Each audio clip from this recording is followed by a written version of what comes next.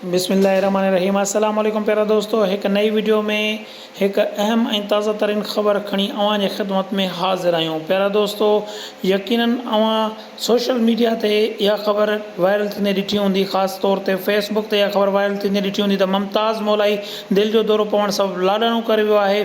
छा इहा ॻाल्हि हक़ीक़त आहे? छा इन ॻाल्हि में का सचाई आहे बि या न?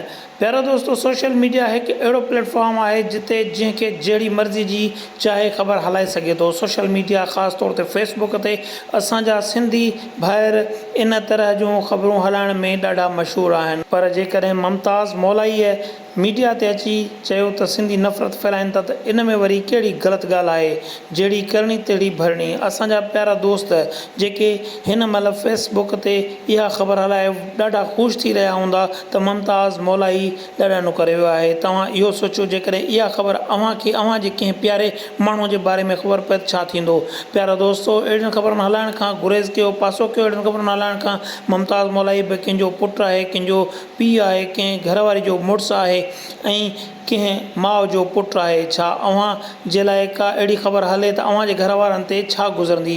प्यारा दोस्तों, थोरो सोच खां कमु वठो। मुमताज़ मौलाई हिन महिल बिल्कुलु ठीकु ठाकु आहे। मुंहिंजी हुन सां टेलीफोनिक ॻाल्हि ॿोल थी आहे। मुमताज़ मौलाई जी तबियत बिल्कुलु सही आहे, पर फेसबुक ते काफ़ी दोस्त अहिड़ियूं ख़बरूं हलाइनि पिया त मुमताज़ मौलाई दिलि जी तकलीफ़ जे सबबु लाॾाणो करे वियो आहे। मुमताज़ मौलाई हिन महिल पंहिंजे घर में मौजूदु आहे। मुमताज़ मौलाई जो चवणु आहे त मुंहिंजी तबियत बिल्कुलु ठीकु आहे। कल्ह केटीएन ते तव्हां मुमताज़ मौलाई खे इंटरव्यू में ॾिठो हूंदो।